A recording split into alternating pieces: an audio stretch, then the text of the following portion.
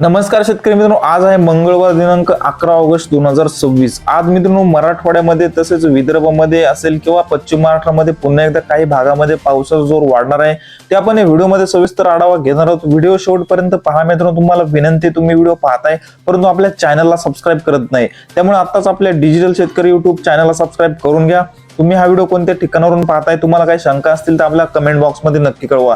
तर मित्रांनो, आज आहे 11 ऑगस्ट 2026। आज या ठिकाणी मित्रांनो पश्चिम महाराष्ट्रामध्ये सोलापूर असेल, सांगली असेल, सातारा या जिल्ह्यामध्ये काही भागामध्ये आपल्याला मध्यम ते जोरदार स्वरूपाचा पाऊस पाहायला मिळतो। आपण स्क्रीनवरती बघू शकताय, सोलापूर असेल, पंढरपूर, जत, आटपाडी या भागामध्ये मध्यम ते हलक्या तर काही ठिकाणी जोरदार स्वरूपाचा देखील पाऊस पाहायला मिळतोय। तसेच या ठिकाणी कोल्हापूर जिल्ह्यामध्ये देखील हलक्या मध्यम स्वरूपाचा पाऊस आपल्याला पाहायला मिळतोय। तसेच मित्रांनो सातारा, कराड, विटा, वडूज या भागामध्ये हवामान ढगाळ आहे, तर काही ठिकाणी हलके ते मध्यम स्वरूपाचा देखील पाऊस आपल्याला पाहायला मिळणार आहे।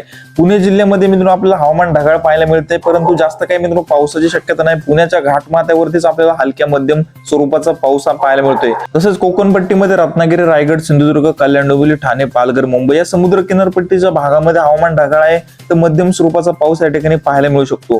तसेच अहिल्यानगर जिल्ह्यामध्ये देखील मित्रांनो जास्त काही पावसाचा जोर पाहायला मिळत नाही। हवामान ढगाळ आहे परंतु पावसाची शक्यता पाहायला मिळत नाही।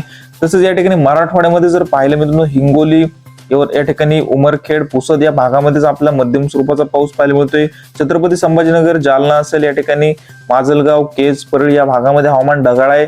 स्थानिक वातावरण तयार होऊनच हलक्या स्वरूपाचा पाऊस होऊ शकतो। लातूर, बीड, धाराशिव या 3 जिल्ह्यामध्ये हवामान ढगाळ पाहायला मिळते मित्रांनो, परंतु जास्त काही पावसाची शक्यता पाहायला मिळत नाही।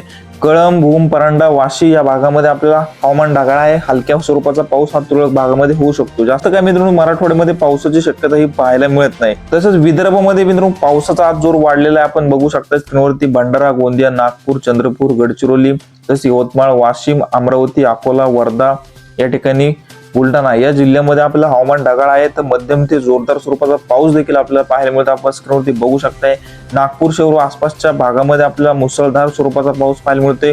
वर्धा, आर्वी, यवतमाळ, ताडोबा या ठिकाणी उमरेड, भंडारा या भागामध्ये मध्यम ते जोरदार स्वरूपाचा पाऊस आहे। गडचिरोली जिल्ह्यामध्ये देखील आपल्याला मध्यम ते जोरदार स्वरूपाचा पाऊस पाहायला मिळतोय।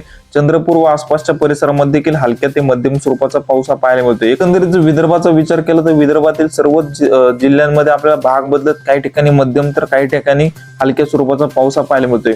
या ठिकाणी मित्रांनो खानदेशमध्ये जळगाव, नंदुरबार, धुळे या जिल्ह्यामध्ये आपल्याला पावसाची शक्यता ही पाहायला मिळत नाही। नाशिक जिल्ह्यामध्ये देखील जास्त काही पावसाची शक्यता आपल्याला पाहायला मिळत नाही। मित्रांनो आज 11 ऑगस्ट संपूर्ण महाराष्ट्राचा एकंदरीत विचार केला तर या ठिकाणी विदर्भामध्येच आपल्याला सर्वाधिक पाऊस जास्त पाहायला मिळतोय। मराठवाड्यामध्ये तुरळक ठिकाणीच हलक्या स्वरूपाचा पाऊस पाहायला मिळू शकतो। तसेच पश्चिम महाराष्ट्रामध्ये देखील हलक्या ते मध्यम स्वरूपाचा पाऊस आहे मित्रांनो, जास्त काही पावसाची शक्यता नाही। तुरळक भागामध्येच हा पाऊस असणार आहे। कोकण पट्टीमध्ये देखील मध्यम ते हलक्या स्वरूपाच्या पावसाची शक्यता आज आपल्याला पाहायला मिळत नाही। हवामानामध्ये अचानक बदल होत असतात मित्रांनो, आपण आपल्या डिजिटल शेतकरी YouTube चॅनलवरती पावसाचे नवनवीन व ताजे अपडेट घेऊन येत असतो, त्यामुळे तुम्ही आपल्या चॅनलला सबस्क्राईब करून घ्या। व्हिडिओला लाईक नक्की करा मित्रांनो। धन्यवाद।